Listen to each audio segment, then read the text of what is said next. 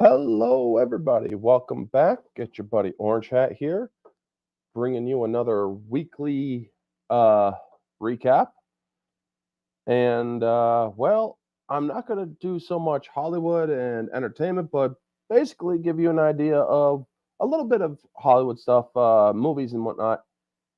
But I also wanted to go over a few things personally and whatnot. So, we will start first by um, the thing here. This is my Voodoo library, and the reason why I have it specifically on the Cameron list, these are the movies that I own, and there's a main reason why I actually have these up. And yes, you will notice I do have Avatar. I do like the Avatar movies, contrary to what many other people who I associate with. Some of them do not like the Avatar movies. I never had a problem with them. I actually do enjoy them, especially the extended edition to the first one. But the reason why I bring up Cameron is because in the last few weeks, Cameron actually took time out of his busy schedule to update his greatest hits. No, or True Lies on Vudu has never been um, has not been rentable or ownable on Vudu. And The Abyss had also not been accessible on Vudu for the longest time. And Aliens has an updated plus special edition and special features. So, other than Terminator and the Avatar films, I mean, the collector's edition has been a. I've been looking for the collector's edition for absolute longest time. To give you guys an idea, there was the collector's edition that is strictly the collector's edition of the movie plus the insane amount of special features. Um, it covers the making of, the extended scenes, even the deleted scenes that weren't in the 3 hour version of the film. Uh, oh, hold on 1 second, folks.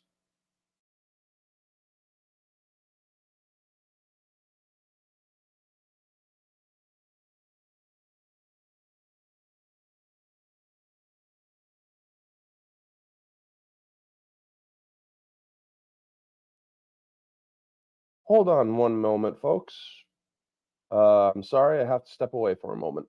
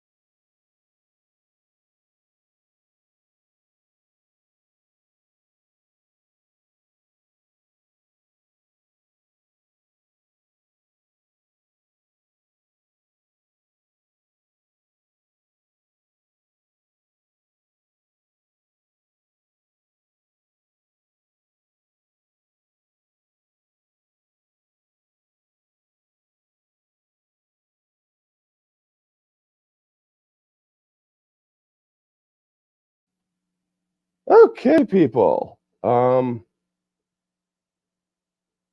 So yeah, the collector's edition of Avatar to let people know, well, let me get down to this part here, or rather, this is the scenes for the extended cut, where this is the actual extended cut. That's the one problem that Vudu didn't really show clearly, because I clicked on this one and it was just the scenes, where I clicked on, or where later I had to click on this one in order to see which of the or the full 3-hour version. And I mean, you could see there's a ton of special features here: the Pandora, the World of Avatar, Pandora Discovered, the special edition re-release, scene deconstruction, a message from Pandora, behind the scenes presentation hosted by John Landau, plus the raw footage, production elements. I mean, basically, you're watching the whole movie here with the raw elements, production materials, the archives, and so on. And I had been looking for that ever since I had my digital library, because I do have the special collector's edition. I have it on DVD, but eventually I will be looking for it in a higher resolution. But this was something that I absolutely liked, because I like the Avatar films. Now, going back to the other ones, True Lies and The Abyss, these two movies, well, let it finish loading first. Yep. Thank you, mother. Ooh. So, there we go. Yeah, just got a cookie. Happy New Year, Vanya. Thank you so much. So, yeah, Vudu is still loading up. I'm on the Cameron list right now. I do like James Cameron. I like a lot of his movies, especially Aliens. I mean, you got Aliens, The Abyss, True Lies. These are Aliens, Abyss, and True Lies recently got their 4K releases, got their 4K resolutions updated. And I absolutely am loving it, because when you bought the Alien movies, you can, or usually, unless they were special editions and whatnot, you could only get, or not the special edition or special edition versions, but the ultimate collector's things, you could only get them in HDX on Vudu. However, now that these movies are updated and updated with the quality of the film, or resolution, re-uploaded with the higher resolution, these movies are so much better. I just watched them over the last week. I had COVID, so I basically was not doing videos. I did the streams with Mara, and my Tuesday stream, you could tell I was getting sick. But yeah, folks, I was happy to do this, or I was happy that I saw these finally, and then they also went on sale, so I was able to snag them up for a great price. Except for Avatar Collector's Edition, I grabbed that when I was able to, because I wanted it that badly. I was willing to pay $24.99 to get it. And you know what? That's fine. But yes, Aliens, let me go show you guys Aliens. I mean, I have the HDX version, but I don't have the 4K, because I've already owned the HDX. One of the cool things that Vudu actually did, because I've been such a loyal customer for them, is that they actually updated some of my movies. I had the HDX versions, and they actually, as a gift, updated them to 4K resolution for me. And it's like, hey, thanks. That's freaking awesome. And it seems that this one has actually updated or gone on sale while I wasn't paying attention. So, yeah, after the stream is done, I might actually do the upgrade to watch that in higher definition. So, yeah, that's what's going on with the movies and whatnot. Cameron finally updated his movies, but checking these out, I love Sigourney Weaver's picture here. She looks great. Michael Biehn, oh my God, man, he has aged, and I gotta say, Michael Biehn is he's a hell of an actor, but man, has he aged. When I saw him in The Mandalorian, it's like, dude, you have gotten up there. But yeah, to take a look at some of the special features so that you guys can see, there's the 1990 special edition James Cameron introduction, the 2003 audio commentary for the special edition, the 2003 audio commentary with the cast and crew and James Cameron theatrical edition, the composer original isolated score, deleted scene montage, deleted scene Burke cocooned, direct access to new additional scenes from special edition, inspiration and design of aliens, final theatrical isolated score, meaning watching the movie with the final score, the making of an alien or of aliens, enhanced pods and whatnot, and superior firepower making aliens. I'm currently watching that. I was watching that earlier, and it's a 3-hour special of the making of aliens. Really good stuff in there. Production footage, theatrical trailers, and main title exploration. I mean, he really went all out to release the updated versions for his movies, and I am so thankful for it. I mean, I'm actually curious on, because I'm pretty sure all of them got their upgrades. So I'm actually going to take a look at even the movies I've already had in 4K, which Terminator is one of them. So I'm actually going to take a look at to see if Terminator got any special love from it. Great cookie. Oh, I don't have the fully updated version of it yet. The 4K version, yeah. I'll fix that later. But yep.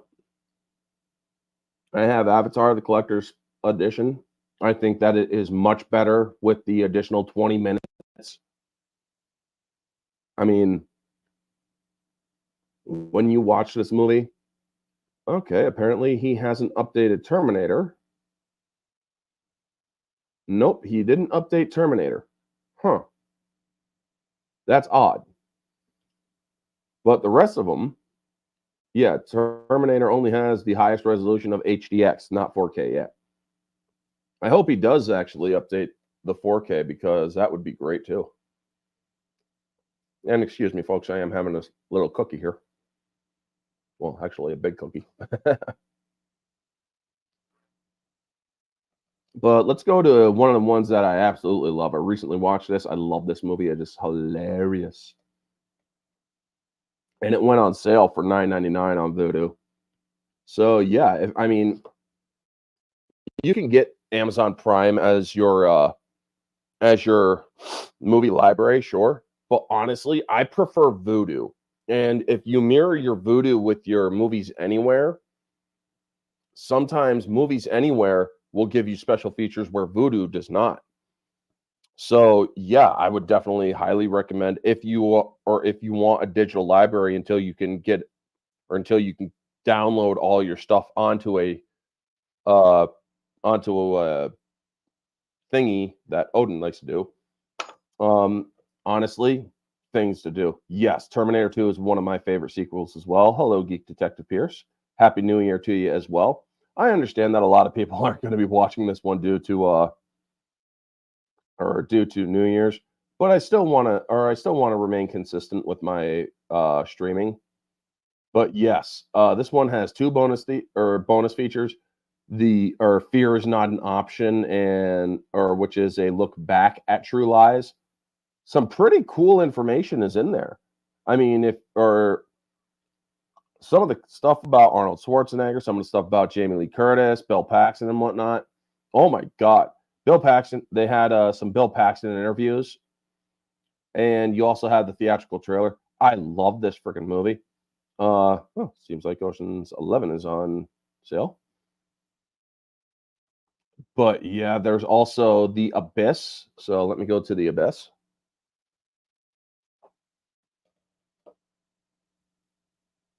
Also, folks, if you haven't already, please smash that like button. Let me know, or let me know that you are showing your support for the channel. It really does help. Unfortunately, I doubt I'm going to make the my goal, which was 1,500 before the year was out.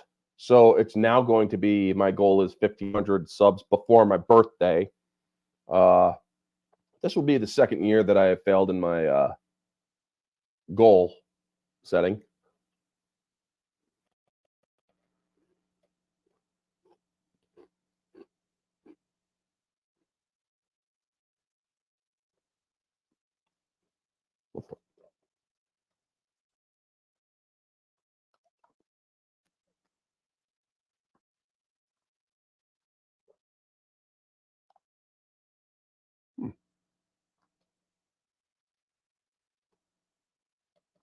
There, now that's working.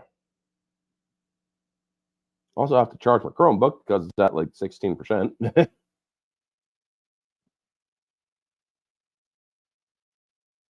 So, yep, here is The Abyss. Now, this is some good stuff here, folks. The Legacy of Abyss, special edition version, archives, Under Pressure, Making the Abyss, a conversation with James Cameron. Good stuff. I mean, hold on one moment.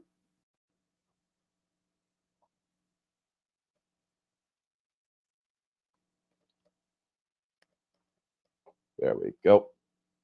So, yeah, I mean, I never saw The Abyss until, for the first time, I watched The Abyss a few days ago. Michael Biehn playing the character he played, gotta say that he looked weird in that mustache, man. But this movie was very good, and it also has a great cast. Mary Mastrantonio from from The Abyss, from what other movies have I seen her in? I've seen her in so many things. She is such a great actress. But yeah, this movie was actually quite good.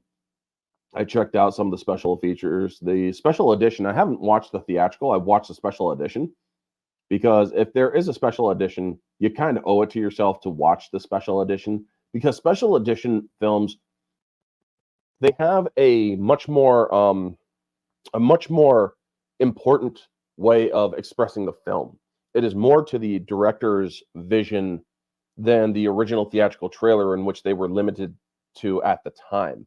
Not to mention, Industrial Light and Magic um, really jumped ahead with some of their computer generated effects. I mean, if it wasn't for The Abyss, we wouldn't have the T1000 from Terminator 2, nor would we have the or the T1000 from any other future endeavor, due to, or because it was the that water serpent like thing that can mock the faces and whatnot. If it wasn't for those effects, we would never have gotten the T1000 morphology effects. But also, if it wasn't for Willow, the movie that or that George Lucas did with ILM, doing the morphing effects for Willow, if it wasn't for ILM from Willow and The Abyss, we wouldn't have the great sequel of Terminator 2 that Geek Detective Pierce uh, is his favorite sequel. And hello, Kamen Rider. Happy New Year to you as well. Thank you so much for being here. What was the other news that I wanted to talk about? I forget what it was. Hold on one moment.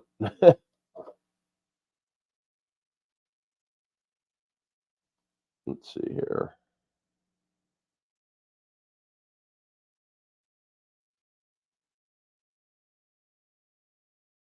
Well, let's go to my channel. I mean, I'm bound to there we are.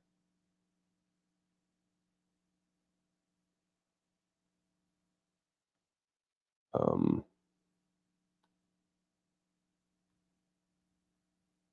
see here.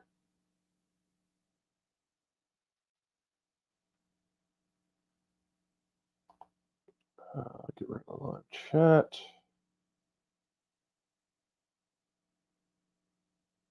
Yes.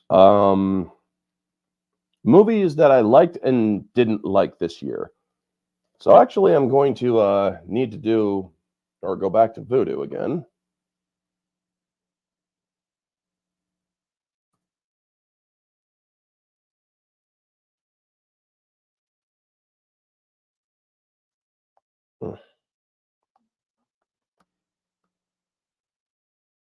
There we go. And ow. I will fully admit right now, folks, I have not watched all of the 2023 movies. However, I am going to let you know which ones I did like because, well, I bought them at the time that they are here. So, plus, I'm not a big fan of Taylor Swift. No offense, I don't like the Eras Tour whatsoever. So, this is my movies that I've bought recently. Willy Wonka, the original, and the Chocolate Factory, Con Air, because me and Mara are going to be talking Con Air. The collector's edition. I went on a Cameron kick for a bit. Plus, yes, I do like the Godzilla movie as well. It's a guilty pleasure of mine. I don't consider it a Godzilla movie, but I do consider it a kaiju movie. Sound of Freedom. I still haven't watched that. I do plan on seeing it though. But let's go to release date. So I have also yet to watch Dead Reckoning, but I do want to see it. So out of the 2023 movies that I have seen and enjoyed, let's see here. So from Megan to Last Voyage of the Demeter. I loved Megan. I honestly I kind of feel stupid that I didn't watch it because it's like, what the hell was I thinking? Because honestly, when they were showing what it was all about, it kind of gave me, it's like just a freaking gender bent Chucky. Well, it turns out it was a lot more than that. And I'm actually glad to have been proven wrong in that one. Did you know it's already 2024 in some parts of the world? Yep, I am aware. I know that it is for my buddy, for you, and for Vanya. So, yes, I also did grab Halloween Ends. Sadly, I'm a completionist. I have not yet seen Banshees of Inisherin yet. I have movies that I have bought that I have not fully seen. And yes, I grabbed this on impulse for my family members, Fast X. But John Wick 4 and Megan of the movies of 2023. John Wick 4 and Megan. Renfield, absolutely loved Renfield. My God, Nicolas Cage is such a great actor. Fast X, honestly, I've written off the Fast series. It peaked at 5, and after Paul Walker died after 6, honestly, there was no real reason to, or not 6, but 7, I believe. After Paul Walker died, there was really no more reason to continue making them because, well, he was really, truly the soul of the Fast franchise. The Boogeyman. Man, that was such a great film. I really enjoyed that film a lot because, to be completely honest, oh, in your time zone, not yet? Well, hopefully it'll get there. Could have sworn you were, or I could have sworn you were across the pond, buddy. Kamen Rider. But yep, the Boogeyman, absolutely loved the design, and I loved how the girl from Kenobi, who played young Leia, like, she's a great actress. I fully admit that girl is a great actress. I think she played a young Leia pretty well. I just don't think that Kenobi was the place for a young Leia, you know? A young Luke, definitely. Young Leia, not so much. Kandahar, I haven't seen. Sound of Freedom, I haven't seen. Mission Impossible Dead Reckoning, I haven't seen. I own these 3. I have not seen them. For me, folks, I have to be in a certain mindset or mood to watch a specific type of movie. If I am sort of in a depressed mood or just not really feeling it, I can't watch a movie like Sound of Freedom, which I have been told by close friends that, or this movie has some very heavy content that will really bring you down. I don't want to be, or I want to be in a really good mindset for a movie like that. You know, Mission Impossible Dead Reckoning, I plan on checking that out in the next few weeks, possibly before my, or most likely before my birthday in February. Last Voyage of the Demeter, a lot of people give it shit, and a lot of people say, oh, it sucked because it, this and that. I do agree with some of it, specifically the ending. I am a Bram Stoker's fan, Dracula fan, and from what I remember, nobody survived on the Demeter. Nobody. So yeah, they screwed that part up. But I do like the special features, how they give you some insights and whatnot. That's good stuff. I also like the special features of Renfield. So my top picks for 2023, Megan, John Wick Chapter 4, Renfield, and Last Voyage. And Boogeyman, all good. Low-hanging fruit, Fast X. Sorry, Fast X was not that good. It was absolutely ridiculous, and it has one hell of a good cliffhanger. But honestly, it had cast that should not have been in there for, or I mean, the only reason why they were put in there was, oh, you were great in Marvel or whatever. Yes, I'm talking about Brie Larson. Oh, I didn't know that you were stateside, Cayman. Good to know. Thank you. But yeah. Happy New Year's to you. You're East Coast like me, bub. So yeah, Last Voyage of the Demeter is the lowest of the ones that I liked. So with that out of the way, I'm going to now go to the final bit of my story, which for those of you who follow me on Twitter, you will most likely know that I have been doing a Dark Marvel story where I'm just, it's a fan fiction. Or I'm not going to share it on here because, well, yeah, there's no real reason to share it, but I can read some of it from here, folks. I mean, if you follow me on Twitter and you want to follow that story, just let me know and I will give you guys the link to it. It has been updated since the last time I sent it to some people. I know Geek Detective Pierce, you've had it. So I'm basically going to start reading some of it here. It's basically a being who serves the basically god of the multiverse has been sent to a universe that has been particularly tainted. And this universe is number 2185.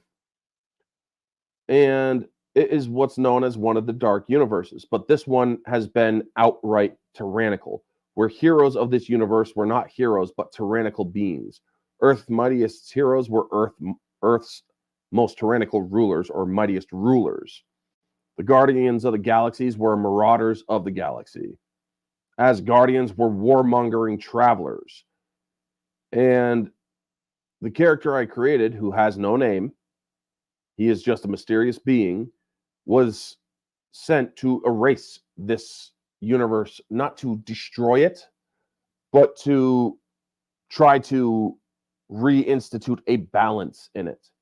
And so he would hunt down certain characters from the game, or I call it MA or Dark MAA or MAA Dark, which is Marvel's Avengers Alliance, because I use the pictures of the portraits for the characters so that people know what they look like in the story. And the person I was first sent to the universe to hunt down was Elektra, the assassin, as everybody knows, and then Daredevil, or a small the difference in this one is she's the tragic assassin that was captured, or that captured the heart of the vigilante known as Daredevil, who on this Earth is a prosecutor and enforcer of the Kingpin instead of being a pro bono lawyer that fought against him in the Prime universe. Elektra and Daredevil work with the Overlord's Alliance, in which is known in other universe as the Avengers Alliance. Heroes of different factions working together with S.H.I.E.L.D. to keep the peace on Earth.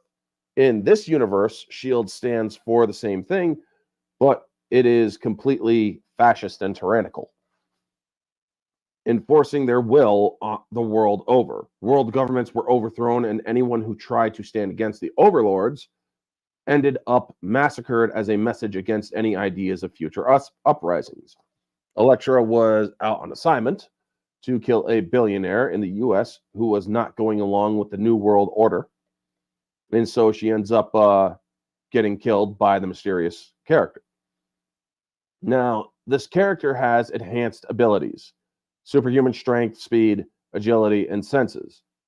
And he can actually move with a decent amount of speed that's not super speed like the Flash or Quicksilver in this universe. He's not that fast yet, but he will eventually get there. And another one of his abilities is when he sees a special ability used against him, it can be absorbed into his genome like a mutation, so to speak. If he sees a special ability, he can use it. Or if it is used against him, he can use it. So after he kills Elektra,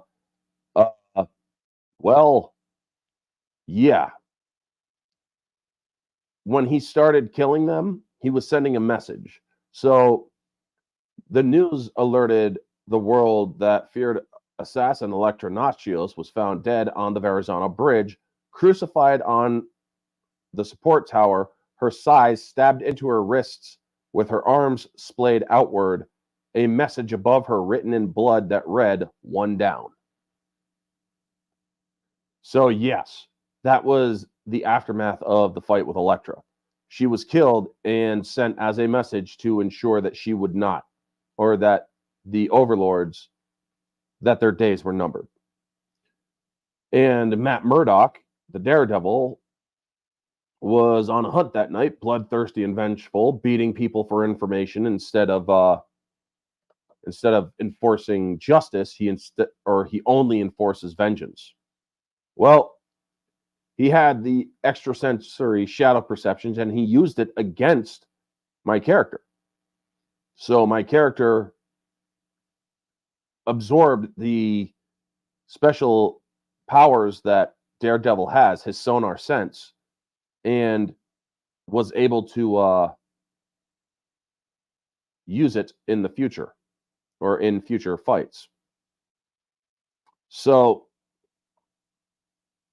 after he killed Daredevil, the next day the Devil of Hell's Kitchen was found hanging from a streetlight, his mask missing, and another message written on a close by wall that read, "Two down." Even in merry old London, people were hearing that 2 low-level overlords had fallen.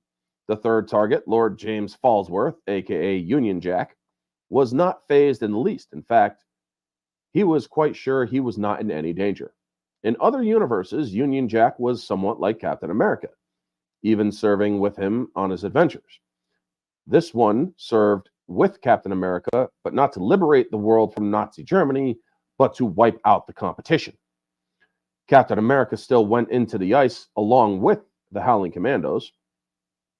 In this altered universe, they were all there to stop the Red Skull from wiping out the world, and then put into cryostasis for when the world would need them to fight again. World War II was different from the Prime history books. America was imperialist. George Washington was proclaimed king of the Union, and the United States became powerful yet an imperialist nation. So, yeah, when the Howling Commandos were found and thawed out, they didn't need re education to continue helping their nations in enforcing their respective rule. Falsworth was granted lordship and given the super soldier serum, giving him enhanced speed, strength, stamina, and the other attributes, much like Steve Rogers. He decided to play, or the mysterious character would then fight Union Jack and kill him. And then his next target is Miss Danvers, who is Miss Marvel instead of Captain Marvel. And she was in the more skimpier outfit instead of the Captain Marvel outfit. You know? So when she was out and about, sorry, folks.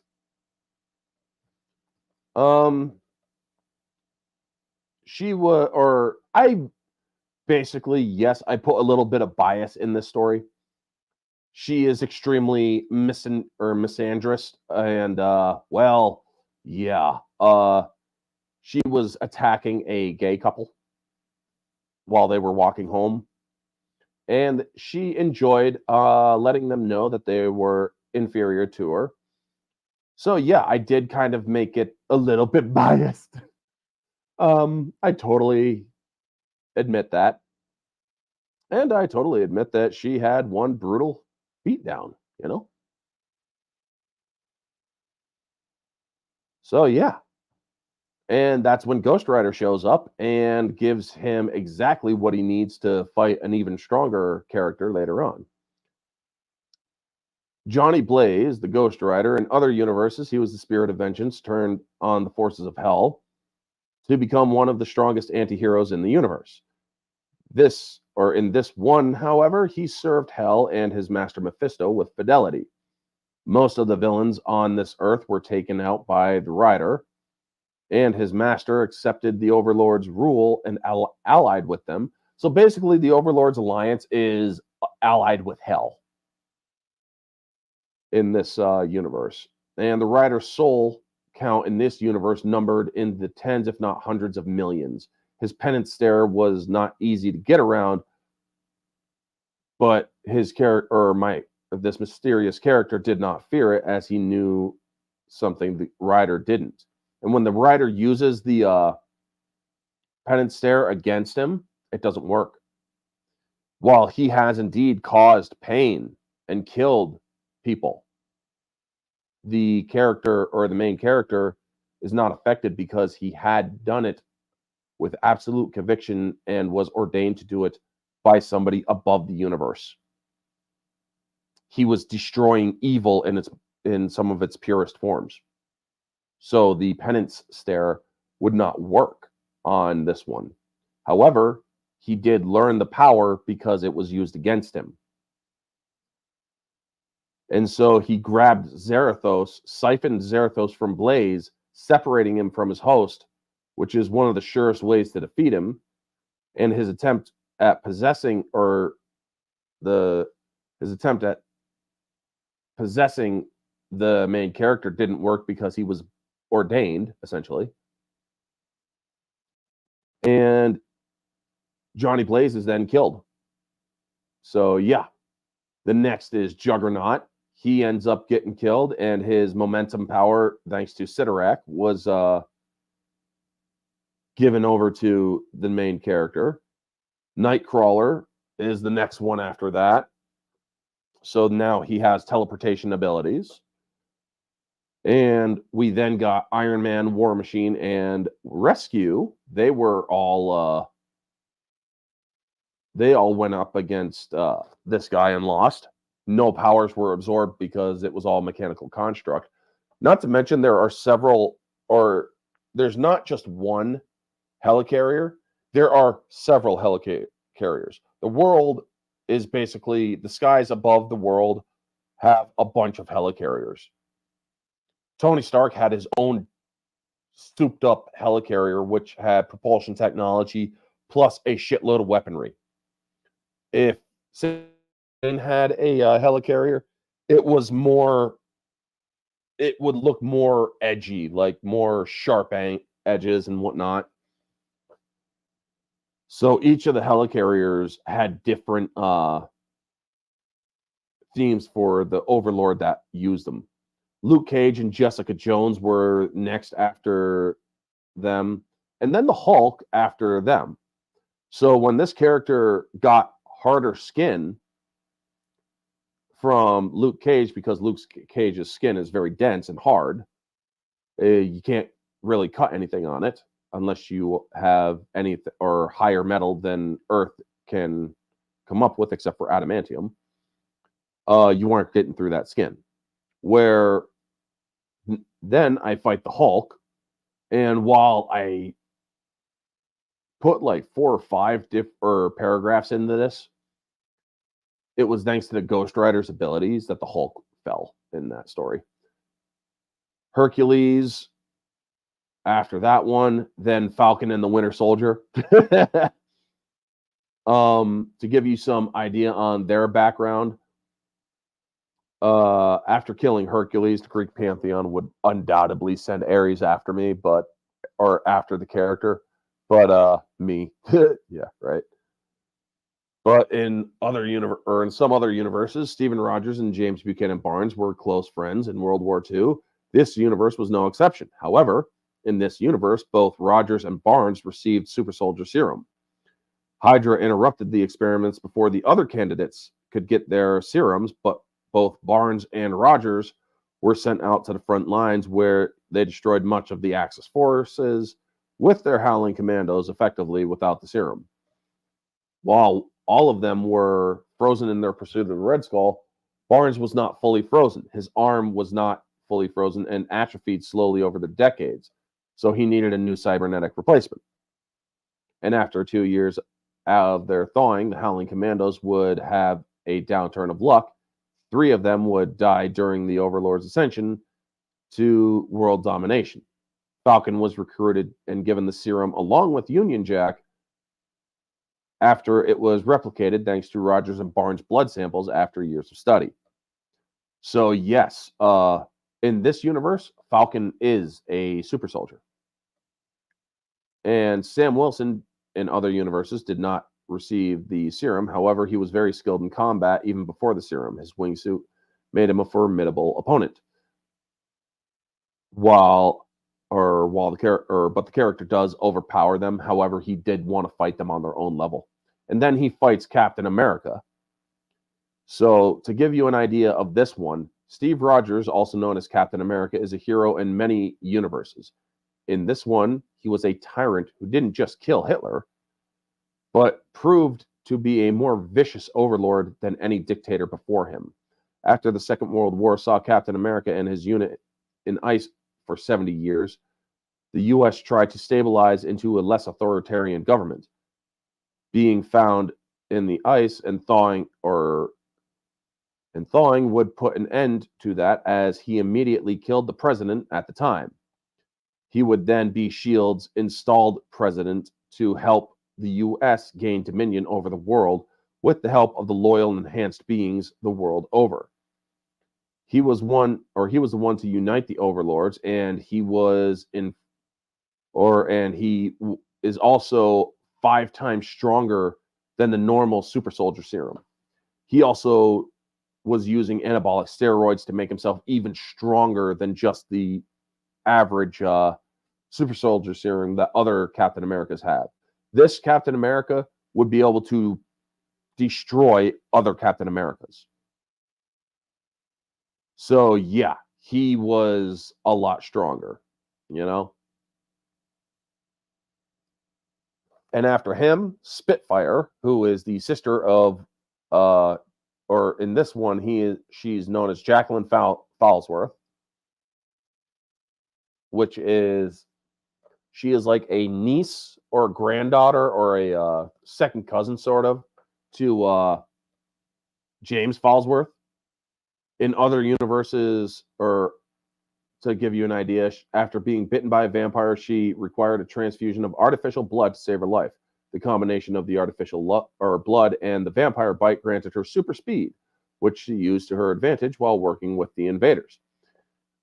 Many years later, she was grievously wounded and given a second transfusion, which once again reacted with Old Vampire Bite, granting her regenerative powers, claws and fangs and vampire bite, but with none of the normal vampiric weaknesses. Embracing her life as part vampire, part android, and part human, Spitfire seeks her place in the world as a member of MI-13. However, in this world, she is much the same, but with a key difference. She enjoys slaughtering people as the key enforcer for her lord, James Falsworth. And she is more his niece in this universe, where in others she is his sister. This was an aggrieved child looking to lash out.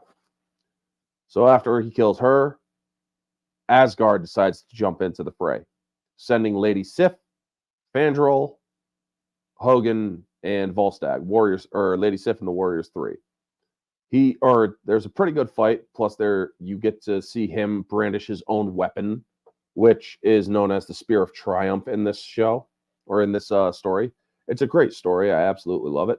Happy New Year's to you too, Happy Dino. Thank you so much for stopping in. And if Megan was a 2022 movie, then that is an error that Voodoo has made. However, it wouldn't be the first time. So yeah, after defeating Lady Sif and the Warriors 3, he's about to go after Lady Sif would not retreat, so she jumped out of the way when her brother Heimdall was trying to bring her back. But when she finally gets killed, the destroyer is sent. Now, this is the only chapter that has an non-dead conclusion, where the character is not killed because the destroyer is a sentient armor. And I actually came up with an interesting idea, which maybe Marvel may want to do sometime after they're done going woke. I'll actually give them that idea of what would happen if the Ghost Rider's penance stare was used against the armor, because the armor is always being controlled by somebody on Asgard. So what would happen if, say, Loki was using the armor from a distance and the penance stare was sent through the armor? I'm guessing Loki would most likely have been feeling the effects of the penance stare. So then the next he's very much truly damaged at this point. The main character, when he did the penance stare against the armor was literally using its face blast against the character at point blank range. So yes, he received damage to his face, and however, it did stop shortly after the penance stare was sent through. And also, their blades were enhanced even further to cut through this being who wasn't getting cut. So he needed to find a healer, and instead of going for Wolverine, who has pretty rapid healing, he instead goes for X-23, which is confirmed in the comics. Her healing factor is actually stronger than Logan's due to her having less an adamantium skeleton and more only adamantium claws. So he fights her after she is going on an assassination mission. She then fights Angel, Warren Worthington III, and that is as far as I got so far. I'm basically amping up more of the story. I'm actually using people on Twitter. If you actually want to interact with the story and have a little bit of insight on the story, I'll send you the link. I will not openly share the link, because if it is, then Marvel could come after me for copyright infringement. However, I'm not publishing the story publicly, so therefore it's not copyright infringement on anything. Now, if you guys want to interact with how the story goes, I have a post on Twitter with four characters on my profile where you can choose in the comment section which character do you want to be killed off next. Pardon me. I believe Dr. Voodoo, Morbius, Miles Morales. He would be the first Spider-Man to get killed off because there are several Spider-Men in this universe. All of them are the Dark Universe sent their spiders to this universe. So yes, there's going to be multiple Spider-Men in this universe. And the fourth one, I believe, is Sue Storm.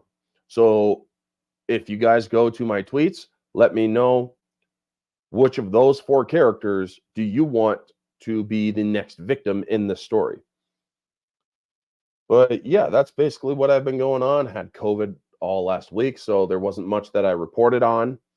I wanted to just give you guys an idea, some story on my or some idea on my story and whatnot. Thank you so much for tuning in. Thank you to Cayman Rider, Happy Dino, and Vanya, and anyone else who has tuned in. I see that there are a few others in the chat. Thank you so much for tuning in. And I will see you all next year, where I continue giving you guys this content.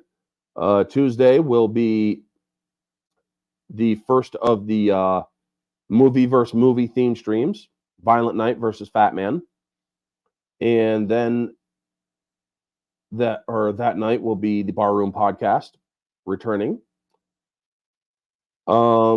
Wednesday or Thursday will be the special Godzilla -1 discussion with me, Mara, What Could Be Bad, and Geek Detective Pierce, and GFan 84. So you all have a happy new year. Thank you to everyone. And also, all remember to stay humble. Happy New Year, everybody. Take care.